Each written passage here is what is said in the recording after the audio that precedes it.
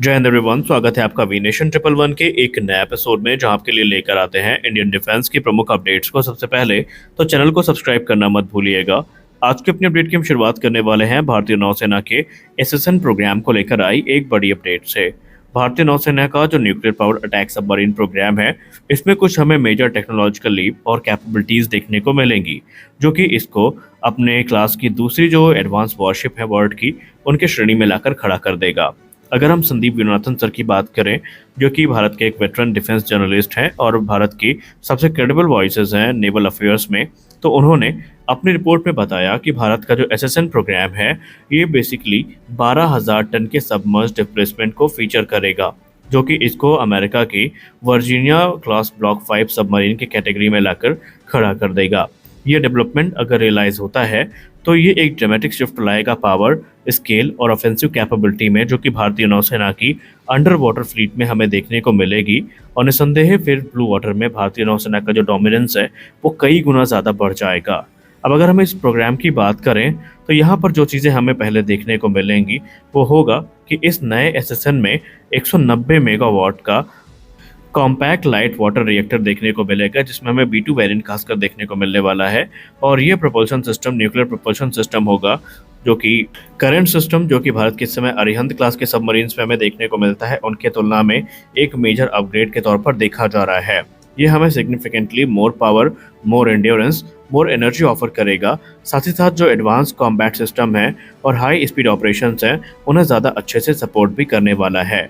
और जब इसको पंप जेट प्रोपल्शन टेक्नोलॉजी से पेयर किया जाएगा, तो ये हमारी नेक्स्ट जनरेशन सबमरीन ज़्यादा शांत भी होगी, ज़्यादा तेज भी होगी, और कॉन्टेस्टेड वाटर में इसकी सर्वाइबिलिटी भी काफ़ी ज़्यादा बढ़ जाएगी। और पंप जेट प्रोपल्शन पर जो ये शिफ्ट हुआ है ध्यान का, ये जो केंद्रित किया गया है अपना ध्यान, ये इस चीज़ को भी इंडिकेट करता है कि इस सबमरीन प्रोग्राम में स्टेल्थ को क्लियर फोकस में रखा गया है, जो कि एसएसएन के लिए काफ़ी क्रिटिकल होता है, क्योंकि इन्हें हाई रिस्क मिशन को टास्क किया जाता है, जैसे कि इंटेलिजेंस गैदरिंग मिशन हो गया, सर्विलेंस मिशन हो गया, या फिर स्पेशल फोर्सेस की डिलीवरी हो गई, या फिर एंटी सबमरीन वॉरफेयर हो गया। ये सारे मिशन इनको एग्जीक्यूट करने पड़ते हैं, तो स्टेल्थ की भूमिका यहाँ पर काफ़ी ज़्यादा बढ़ जाती है। अब आइए बात कर लेते हैं सबमरीन के फायर पावर के बारे में। अकॉर्डिंग टू रिपोर्ट्स, ये जो हमारी नई एसएसएन क्लास की सबमरीन होने वाली है, बेसिकली इसमें हमें 40 वर्टिकली लॉन्च्ड मिसाइल्स देखने को मिलने वाली हैं, जो कि इस एसएसएन की लैंड अटैक और एंटी शिप स्ट्राइक कैपेबिलिटी को कई गुना ज़्यादा बढ़ा देंगी अपने राइवल्स की तुलना में, जो कि दुनिया भर में इस समय ऑपरेशनल है। और ये जो वर्टिकल लॉन्च सिस्टम सेल्स हैं, ये बेसिकली अलग अलग जो कॉन्फ़िगरेशन है उसमें देखने को मिलेंगी, जैसे कि सबमरीन लॉन्च क्रूज मिसाइल, इसमें हमें निर्भय और ब्रह्मोस जैसी मिसाइल्स देखने को मिल सकती हैं। Future long range land attack cruise missile, जो कि इस समय डीआरडीओ की तरफ से अंडर डेवलपमेंट है, वो भी हमें इसमें देखने को मिल सकती है। और पॉसिबली ये हाइपरसोनिक वेपन्स को भी कैरी कर पाएगी जब वो ऑपरेशनल हो जाएंगे।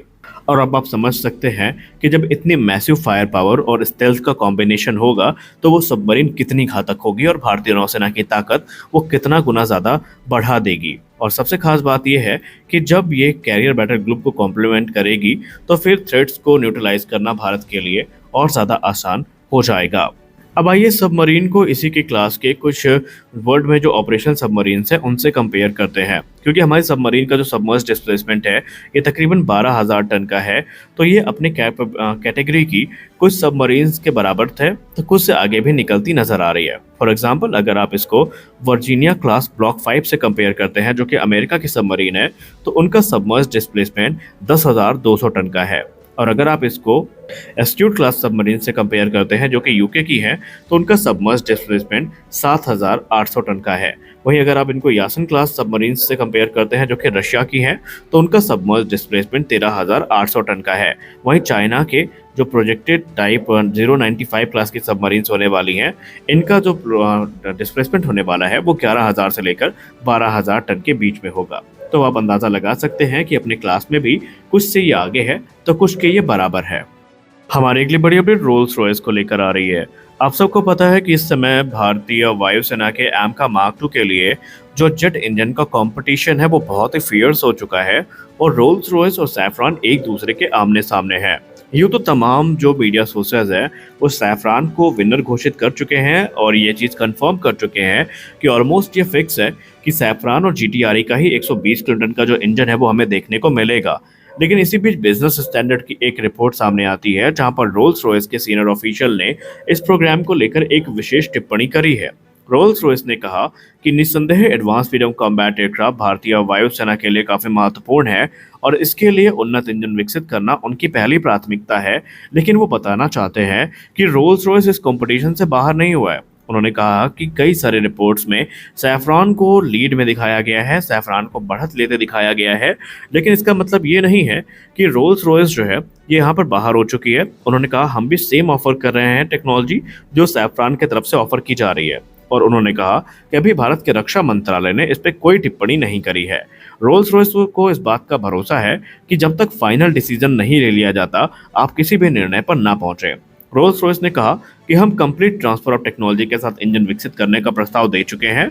हम को डिजाइन के साथ भी ये आगे बढ़ रहे हैं और संभावित है कि जो 6th जनरेशन फीचर्स हमें फ्यूचर के इंजन में देखने को मिलेंगे ये भी भारत के साथ ऑफर किए जाएंगे। सबसे खास बात तो ये है कि रोल्स रॉयस जो इंजन ऑफर कर रहा है ये वेरिएबल साइकिल इंजन टेक्नोलॉजी पर आधारित होगा, जिसका सीधा मतलब ये है कि रिक्वायरमेंट के हिसाब से ये थ्रस्ट लेवल को एडजस्ट करने में सक्षम है, जिससे कि इसका जो फ्यूल एफिशिएंसी है वो भी काफ़ी इम्प्रूव होगी और इसकी सर्विस लाइफ भी काफ़ी ज़्यादा यहाँ पर उन्नत होने वाली है। रोल्स रॉयस ने कहा कि भारतीय वायुसेना की आप रिक्वायरमेंट को समझिए। भारतीय वायुसेना एक ऐसे इंजन की तलाश कर रही है जो कि 5th जनरेशन होना भी चाहिए और उसमें स्केलेबिलिटी का ऑप्शन भी होना चाहिए, यानी फ्यूचर की रिक्वायरमेंट को देखते हुए उस इंजन को हम स्केल अप भी कर सकें, उसके थ्रस्ट लेवल को एडजस्ट कर सकें और ये सारी चीज़ें हम ऑफर कर रहे हैं। हम जो यहाँ पर इंजन ऑफर कर रहे हैं वो कोर अपग्रेडेबिलिटी और स्केलेबिलिटी के साथ आएगा, यानी कि उसके जो अलग अलग इटरेशंस हैं उनमें तकरीबन 140 न्यूटन से ज़्यादा तक का थ्रस्ट प्राप्त किया जा सकता है। बकौल इसके उन्होंने ये भी कहा कि हम इसके साथ ही साथ जो फ्लाइंग टेस्ट बेड है वो भी ऑफर कर रहे हैं, यानी जब तक इंजन पूरी तरीके से सर्टिफाई नहीं हो जाता, वैलिडेट नहीं हो जाता, पूरी जिम्मेदारी हमारी होने वाली है और भारत के ऊपर किसी प्रकार का कोई भी रिस्ट्रिक्शन नहीं होगा, क्योंकि ये engine complete transfer of technology और इंटेलेक्चुअल प्रॉपर्टी राइट्स के साथ भारत को ऑफर किए जाएंगे। यानी कि भविष्य में भारत स्वतंत्र होगा इसको अपग्रेड करने के लिए, इसको एक्सपोर्ट करने के लिए भारत को किसी प्रकार की परमिशन हमसे या किसी और से लेनी नहीं पड़ेगी और ये चीज़ें भारत के हित में काफ़ी ज़्यादा होने वाली है। तो रोल्स रॉयस को भी भरोसा है कि वो इस प्रोग्राम पे बने हुए हैं। वही सैफरान की बात करें तो सैफरान को लेकर मीडिया रिपोर्ट्स, खासकर इंडियन मीडिया रिपोर्ट्स ये दावा करती हैं कि सब कुछ ऑलमोस्ट फाइनलाइज है, बस यहाँ पर एक औपचारिकता ही है जो कि अनाउंस होना बाकी है। लेकिन रोल्स रॉयस की तरफ से अभी आधिकारिक बयान सामने आया है तो उसके बाद से हम ये नहीं कह सकते कि सब कुछ इतना आसान है, क्योंकि अगर सब कुछ इतना आसान होता तो कहीं ना कहीं हमें पता चल गया होता। लेकिन फिर भी संभावनाएं सैफरान की ही सबसे ज़्यादा है। आपको क्या लगता है भारत को किसके साथ जेट इंजन बनाना चाहिए? कमेंट सेक्शन में ज़रूर बताएं। मिलते हैं अगले वीडियो में, तब तक के लिए जय हिंद।